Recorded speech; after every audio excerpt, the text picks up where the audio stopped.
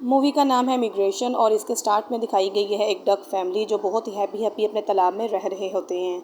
एक दिन एक दूसरी डक फैमिली मिग्रेशन करते हुए उनके तालाब में आ जाती है। वो बताते हैं कि हम सर्दियों में साउथ की तरफ चले जाते हैं। उनके बच्चों को भी होता है कि हम भी उधर जाएं।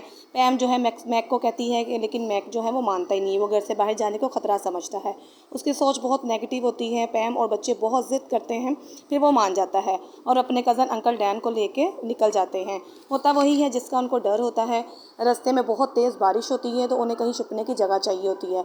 उधर उन्हें एक बगुला देख लेता है जो उन्हें अपने घर घोंसले में ले जाता है। वह सब बहुत डरे हुए होते हैं लेकिन बगुले उन्हें कोई नुकसान नहीं पहुंचाना चाहते, लेकिन फिर भी वो मैक और पैम अपने बच्चों को बचाते रहते हैं उनसे। और जो बगुला उनको अंदर लेके आता है वो फीमेल होता है और उसका जो हस्बैंड होता है हैरी, वो घोंसले के अंदर ही होता है। वो उसका तारुफ करवाती है कि वो बूढ़ा हो चुका है तो वो अब शिकार नहीं कर पाता, अब शिकार के लिए मैं ही सब अंदर लेके आती हूँ खाने के लिए। तो वो और डर जाते हैं, डक की फैमिली सब बहुत डर जाते हैं। मैक जो होता है वो अपने बच्चों को बहुत बचा रहा होता है बगले से, लेकिन बगला उसको यकीन दिलाता है कि मैं तुम्हारे बच्चों को कोई नुकसान नहीं पहुंचाऊंगी। उनको एक फ्राई पैन दे देती है कि आप लोग सब इस पे सो जाओ।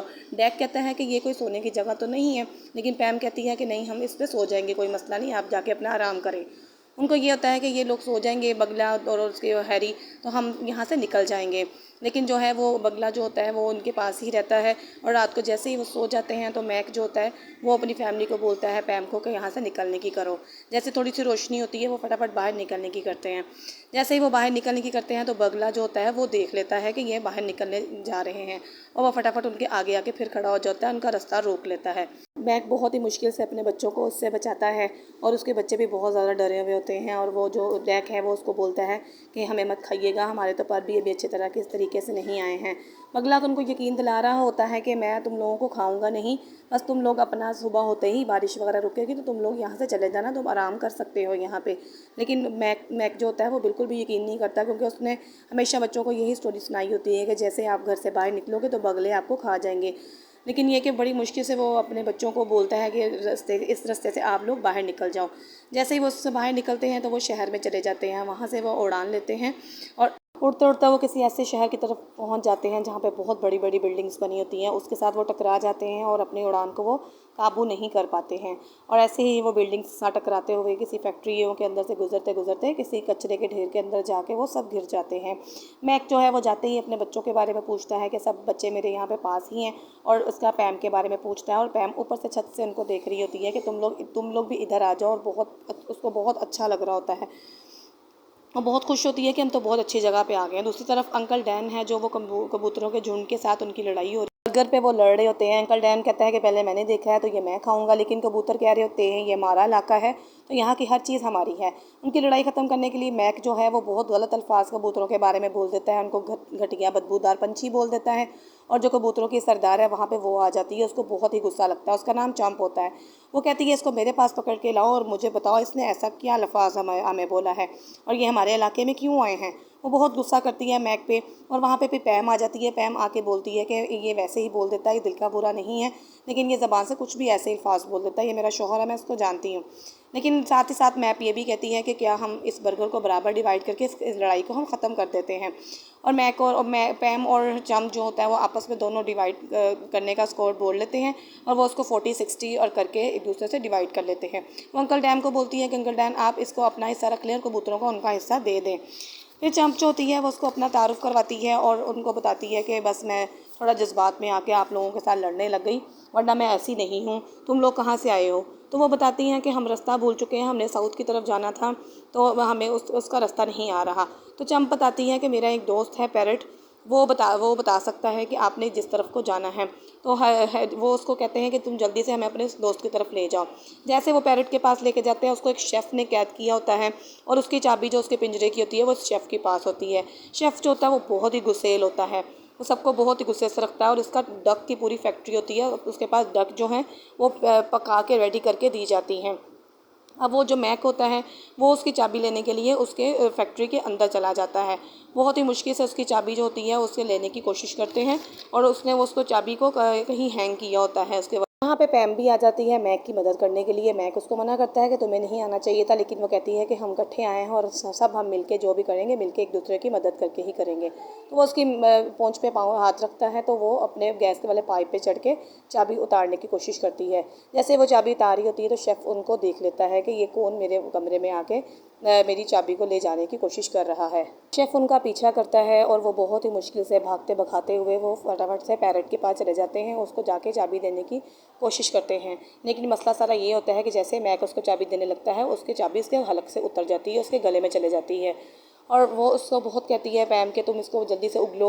वो उसके ऊपर जंपिंग करते हैं, उसको कहते हैं कि तुम इसको उगलने की कोशिश करो, लेकिन जो चाबी है वो उसके गले के अंदर उसके पेट में चले जाती है।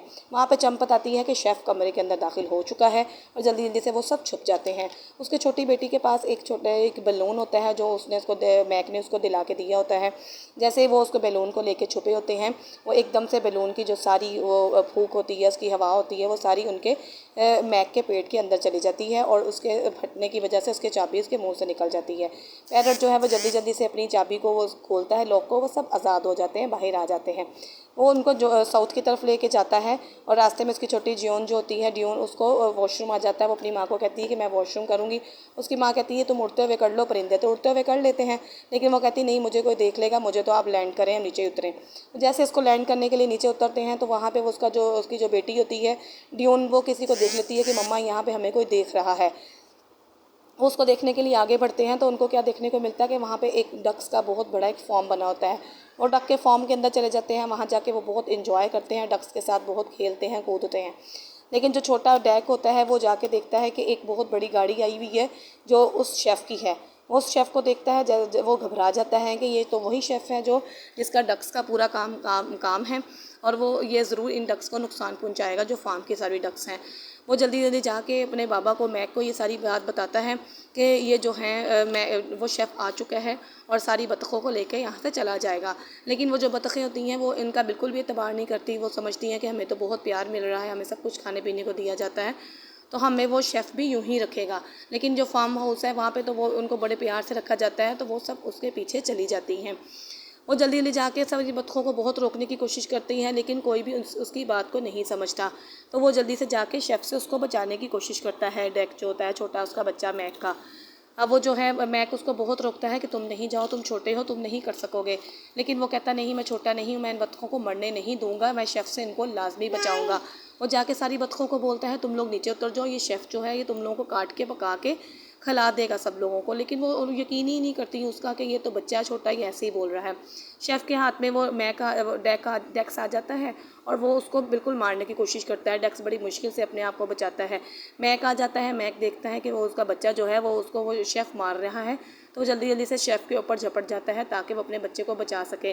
लेकिन इसी दौरान चीना झपटी में डेक्स के जो हैं वो पर बिल्कुल टूट जाते हैं, वो बिल्कुल उड़ नहीं पाता है। इसी दौरान वो मैक जो होता है वो सारी डक्स को आवाज़ देता है कि ये तुम लोगों को ले जाएगा, जल्दी जल्दी से यहाँ उड़ जाओ और फ़ौरन से भाग जाओ। सब बच्चों को लेके वो मैक और पैम वगैरह को भी सबको बोलता है कि यहाँ से जल्दी से उड़ने की करें। अब मैक्स जो होता है वो उड़ नहीं पाता, तो वो उसको अपनी पीठ पे बैठा के लेके उड़ उड़ के वहाँ से वो चले जाते हैं और एक डक और पकड़ने लगता है वो, लेकिन वो भी उसके हाथ से छूट जाती है और वो सब वहाँ से उड़ जाते हैं। उड़ते उड़ते रात हो जाती है और उनको स्टे करने के लिए कोई जगह चाहिए होती है। मैक एक जगह का तलाश करता है और बोलता है कि हमें सबको यहाँ पे स्टे करना चाहिए। लेकिन जो है वो शेफ़ वो हेलीकॉप्टर के ज़रिए लाइटिंग लगा के सारी शहर में ढूंढ रहा होता है उनको, तो एक जगह पे ये सब उनको मिल जाते हैं। सारी डक्स और मैक और पैम सब एक जगह पे होते हैं, तो वो उसके जाल में फंस जाते हैं। लेकिन ड्यून और डेक्स जो होते हैं वो अलग होते हैं, वो उनके जाल में नहीं आते। उसके मम्मी पापा कहते हैं कि तुम लोग दूर ही रहो हमसे। बच्चे बहुत परेशान होते हैं, सारी डक्स को लेके वो शेफ़ चला जाता है और अपने हेलीकॉप्टर के अंदर उनको बंद कर लेता है। अब वो यहाँ पे डेक्स और ड्यून सोच रहे होते हैं कि हम वो उड़ भी नहीं पाता है, उसके पर काम ही नहीं कर रहे होते, तो वो ये सोचता है कि हम अपने मामा पापा को अब किस तरह से बचाएंगे। डेक्स जो है वो नकली पर लगाने की कोशिश करता है अपने उड़ने के लिए। वो बहुत परेशान हो जाता है, वो बहुत रोते हैं बच्चे कि हम अपने माँ बाप के पास कैसे जाएं और कैसे खुद को बचाएं। दूसरी तरफ हेलीकॉप्टर के अंदर जितनी भी डक्स होती हैं वो आपस में प्लानिंग करती हैं कि हम अब यहाँ से बाहर कैसे निकलेंगे।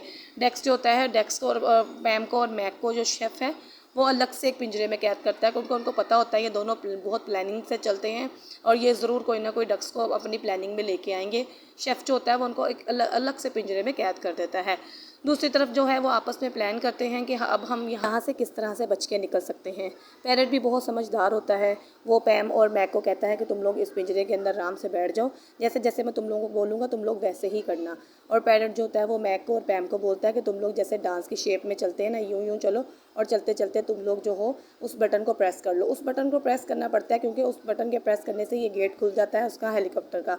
अब वो बटन नहीं चलाने दे पाता है तो वो उसको टमाटर और सब्जियां वगैरह उनके पास जो पड़ी होती हैं वो सब शेफ़ को मारती हैं और शेफ़ खुद ब खुद जाके ही बटन के ऊपर गिर जाता है और उनके हेलीकॉप्टर का गेट खुल जाता है। और सब डक्स वगैरह, शेफ़ भी और मैक और पैम का जो पिंजरा होता है वो भी बाहर आ जाता है।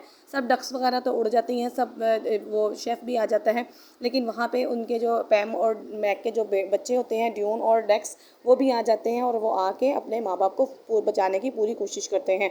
जो मैक्स होता है वो अपने नकली पर लगा के आता है और उड़ पाता है, और जो उसके अंदर उन्होंने फोक को फंसाया होता है उसको पूरी कोशिश करते हैं वो निकालने की, और फुल कहते हैं कि हम अपने माँ बाप को बचा लेंगे, और ऐसा वो मुमकिन कर लेते हैं। अपने माँ बाप को वो पिंजरे से बाहर निकाल पाते हैं।